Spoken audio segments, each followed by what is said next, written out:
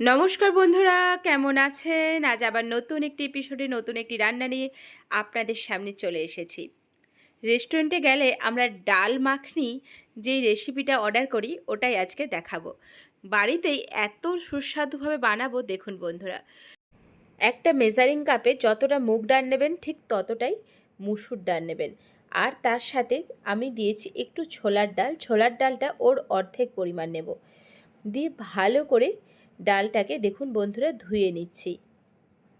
খুব সহজভাবে বানাবো, একদম সিম্পল রেসিপি, কিন্তু খেতে দুর্দান্ত। ভাত, রুটি, পরোটা যে কোনো কিছুর সাথে জাস্ট অসাধারণ বন্ধুরা। একবার এইভাবে বানিয়ে দেখুন।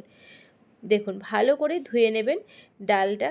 দেখুন অনেকবার ধরে ধুলে দেখবেন আর সাদা জলটা কিন্তু এই যে এই ঘোলাটে জলটা আর আসবে না, তখন বুঝবেন যে ডালটা ভালো করে ধোয়া হয়ে গেছে। এরপর ডাইরেক্ট একদম প্রেশার কুকারের মধ্যে ডালটা দিয়ে দিলাম। দেখুন বন্ধুরা, সমস্ত ডাল প্রেশার কুকারের মধ্যে ঢেলে দিয়ে পরিমাণ মতো দিতে হবে জল। জল কিন্তু খুব বেশি দেওয়ার দরকার নেই, যেহেতু ডাল মাখনি বানাবো সেই জন্য দেখুন যতটা ডাল ওই রকমই পরিমাণ জল দিলেই হয়ে যাবে। পরিমাণ মতো নুন আর হলুদ দিয়ে 2টো সিটি দিন, বেশি দেওয়ার একদম দরকার নেই, তাতে ডাল একদম ঘাঁটা হয়ে যাবে। ওই ঘাঁটা ব্যাপারটা চাইছি না। 2টো সিটি দিয়ে দেখুন ডালটা এই রকমভাবে সেদ্ধ হয়েছে, দেখেছেন বন্ধুরা। এরপর একটা কড়াই বসান, একটু তেলের পরিমাণটা বেশিই লাগবে, যেহেতু রেস্টুরেন্ট স্টাইল বানালে তো তেল বেশিই লাগে।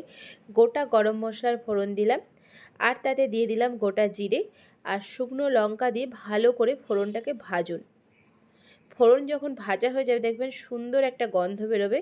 তার মধ্যে দিয়ে দিলাম মিডিয়াম সাইজের 2টো কেটে রাখা, একদম কুচি কুচি করে কেটে নিয়েছি টমেটো, 2টো মিডিয়াম সাইজের টমেটো দিয়ে দিলাম এর মধ্যে।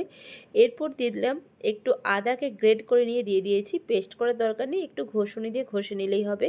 কাঁচা লঙ্কা ঝাল বুঝে দিয়ে দেবেন, একটু বেশি পরিমাণই দেবেন, যেহেতু লঙ্কাটা ঝাল তাই আমি 2টো লঙ্কা দিয়েছি।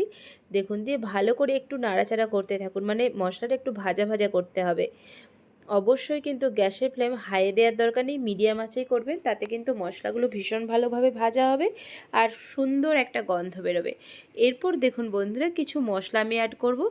ধনে গুঁড়ো দিলাম, জিরে গুঁড়ো দিলাম 1 চামচ করে, আর কাশ্মীরি লঙ্কার গুঁড়ো দিলাম।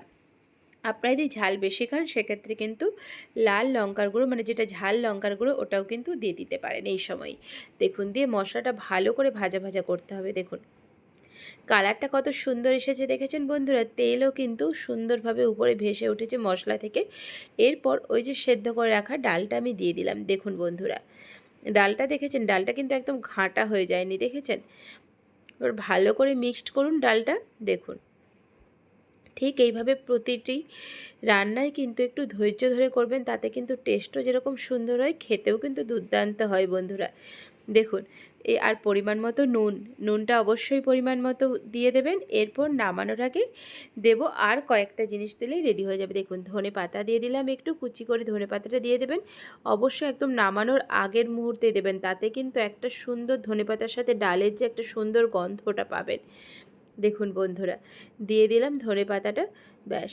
এরপর দেখুন ভালো করে একদম যেরকম, কিন্তু ঝোল বেশি হয়ে গেলে ভালো লাগবে না। দেখুন ডালটা কিন্তু ঠিক এই রকম হবে, দেখেছেন, যেরকম আমাদের রেস্টুরেন্টে খাই ডাল মাখনি ঠিক ওই রকমই হবে সুন্দরভাবে। দেখুন খুব সুন্দরভাবে সমস্ত কিছু মিক্সড হয়ে গেছে। এরপর নামিয়ে নেব। নামানোর আগে অল্প একটু চিনি দিয়ে দেব, তাতে কিন্তু ফ্লেভারটা অনেকটাই বেড়ে যাবে। দেখুন পরিমাণ মতো অল্প একটু চিনি দিলাম, জাস্ট টেস্টটা বাড়ানোর জন্য, আর কিচ্ছু না। আর একটু ঘি দিয়ে ব্যাস নামিয়ে নেব। আমাদের কিন্তু ডাল মাখনি একদম রেডি বন্ধুরা।